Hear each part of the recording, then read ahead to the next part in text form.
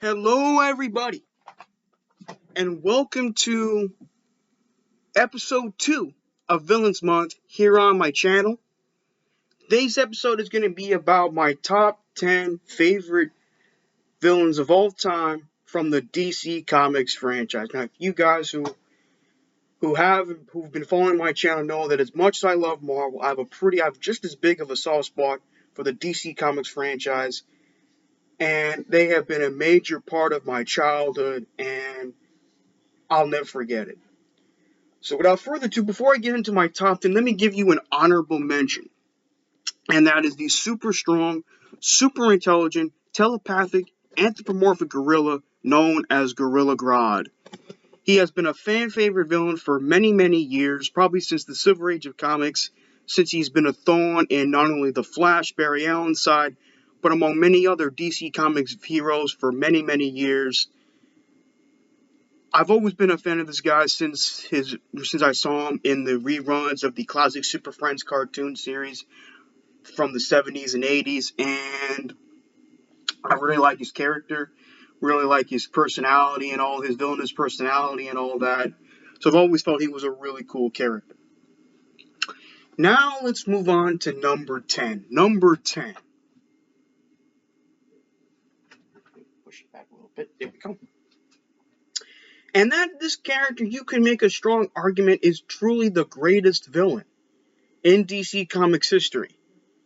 You can make a strong argument that this dude is one of the greatest, as I said before, one of the greatest, if not the greatest villain in DC Comics history, and that is the Lord and ruler of Apocalypse himself, Darkseid. Now, Darkseid has been around since the 1970s, was created by one of the greatest comic book legends of all time, Jack Kirby. He made his very first appearance during the Superman's Best Pal Jimmy Olsen comic series during the 70s, and has been a major thorn in not only Superman's career, but in every other DC hero's career since then. I mean, this guy is the epitome of pure adulterated evil. This guy, when you think of the Darkseid, you think of a straight up pure evil villain that wants to take over the universe, have massive perception over the anti-life equation.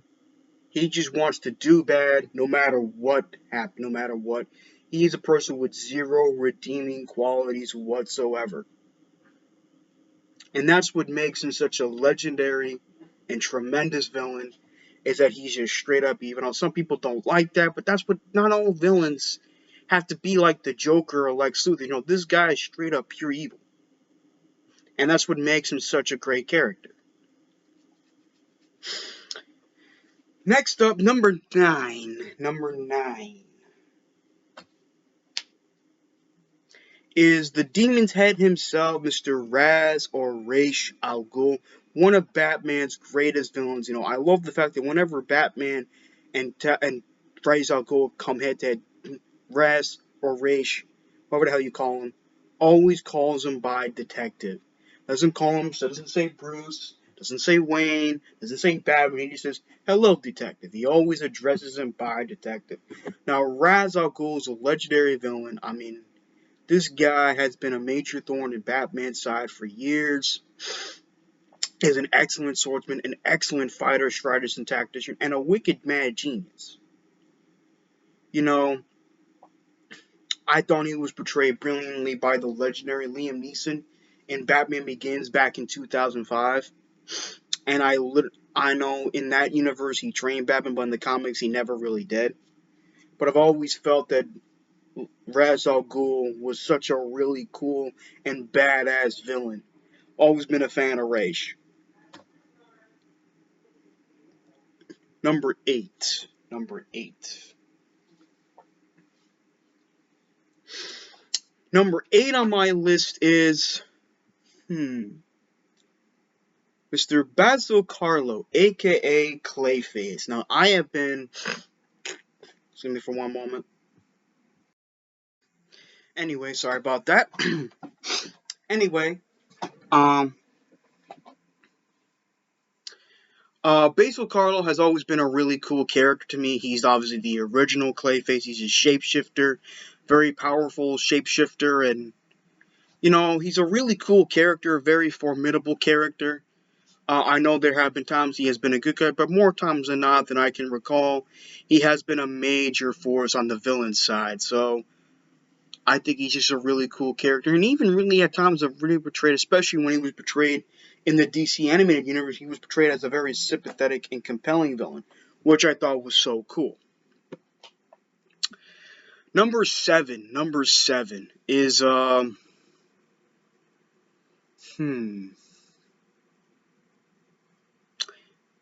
hmm.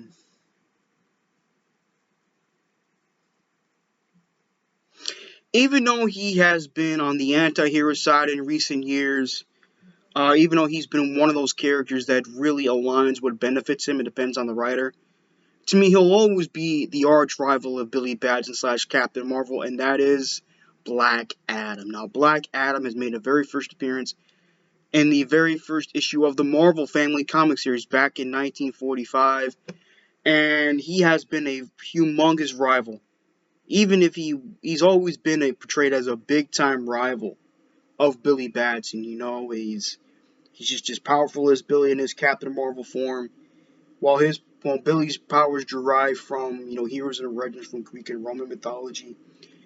Teth Adams' abilities derive from the Egyptian pantheon, and he has taken it to so many big time heroes, from not only Captain Marvel but to Billy himself, but even to Superman, to the Justice Society of America, to the Teen Titans, to the Great Ten.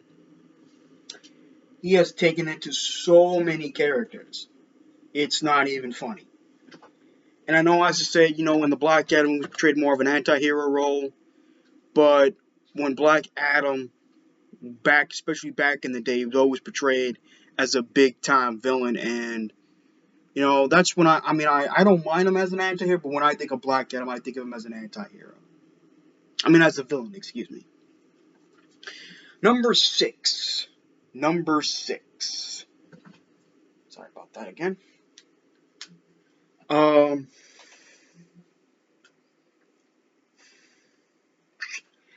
I'm gonna have to go with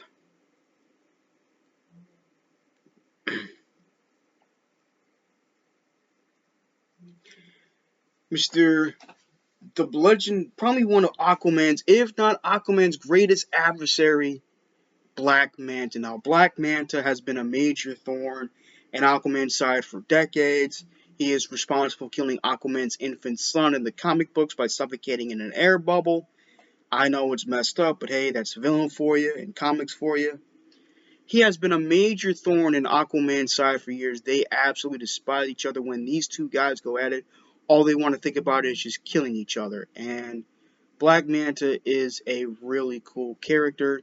I thought Yahya Abdul-Mateen portrayed him extremely well in the Aquaman movies, especially the most recent one that came out last year, which I very much enjoyed. Granted, it wasn't as good as the first one in my opinion, but I thought the second one was pretty fun for the most part. But Yahya Abdul-Mateen was just a badass as Black Manta, and I thought Black Manta is such a really cool character. Really like his costumes. I know it may seem silly to some people, but I always kind of felt, when I first saw him in the Super Friends card, I'm like, really, he kind of looks like a Manta a little bit with that helmet of his, and I've always thought that was so cool. People, for those who do say character design isn't important, it is important because that's how people get drawn into a character. But yeah, I've always liked Black Manta. He's a really cool character. So let's move on to number 5. Number 5.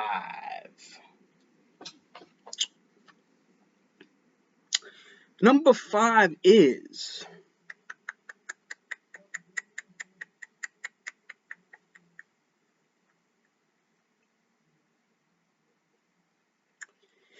probably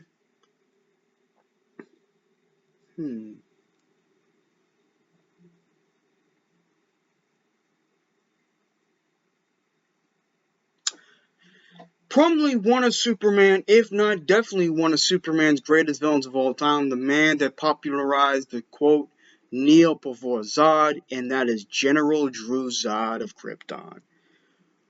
One of Superman's greatest villains, a Kryptonian with all of Superman's powers, plus a military background. This guy is basically Superman with a twisted cynical mentality. He's just a psychotic general that wants to destroy anything that gets in his way and build Krypton in his image. He is just a great character, a great villain, one of the best villains of all time in my opinion. And as far as I'm concerned, I thought both Terrence Stamp and Michael Shannon portrayed those characters very well on the big screen, especially Michael Shannon. I thought Michael Shannon did an amazing job as General Zod in Man of Steel.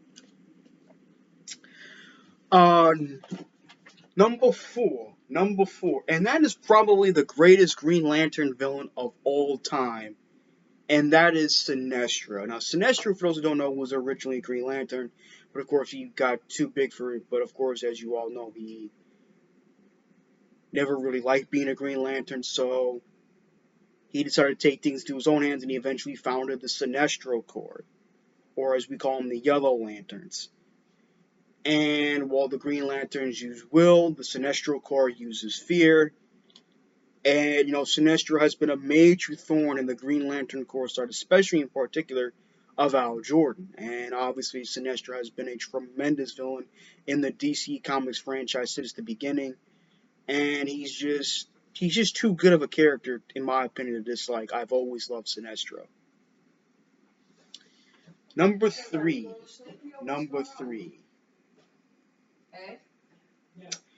Is probably, in my opinion, the best zombie of all time. Yeah, that's right. I call him the best zombie of all time. And that is Mr. Cyrus Gold, a.k.a. Solomon Grundy. Born on a Monday. Been a fan of this character since the classic Super Friends cartoons as a kid.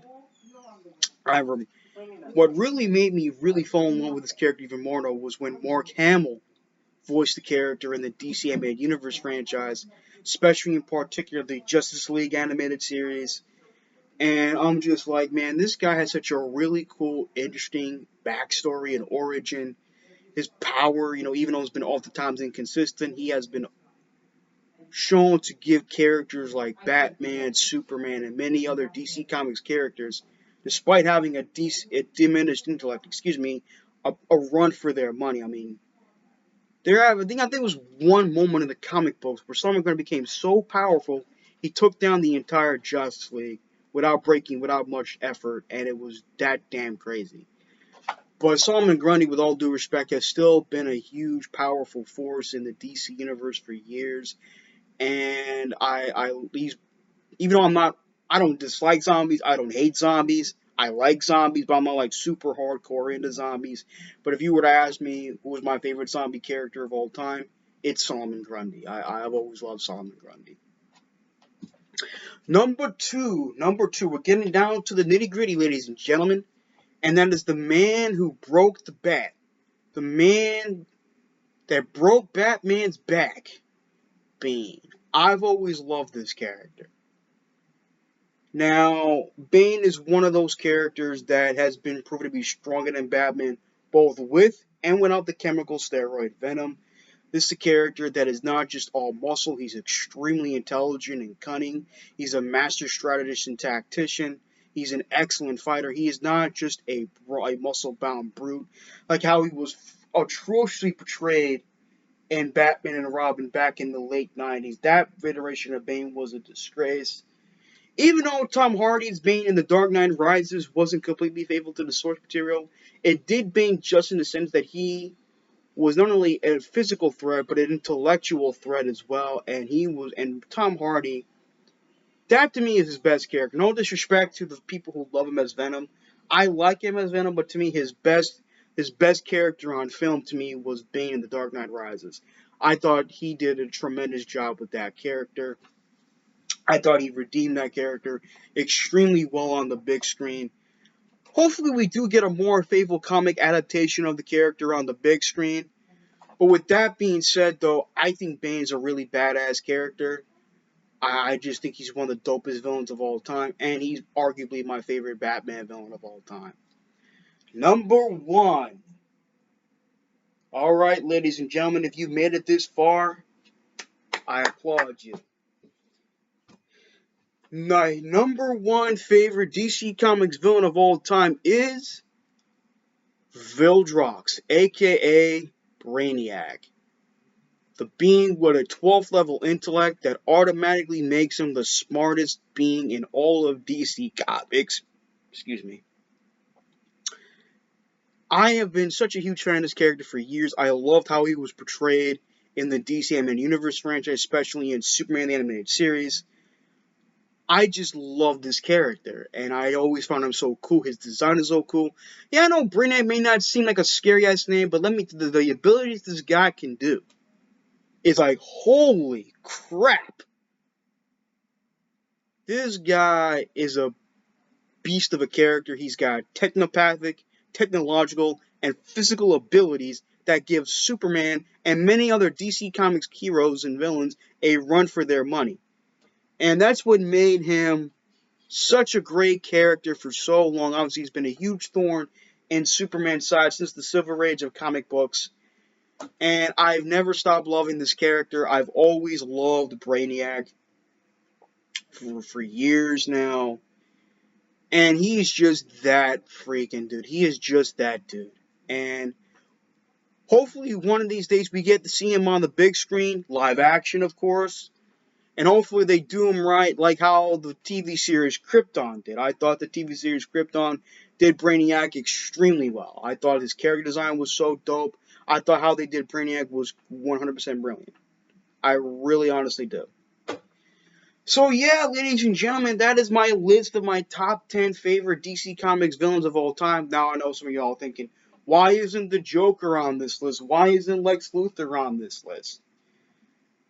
They're not in my top 10. I'm sorry. I know a lot of people have them in their top 10, but everyone is entitled to their opinions. You don't have to like it, but you gotta respect it.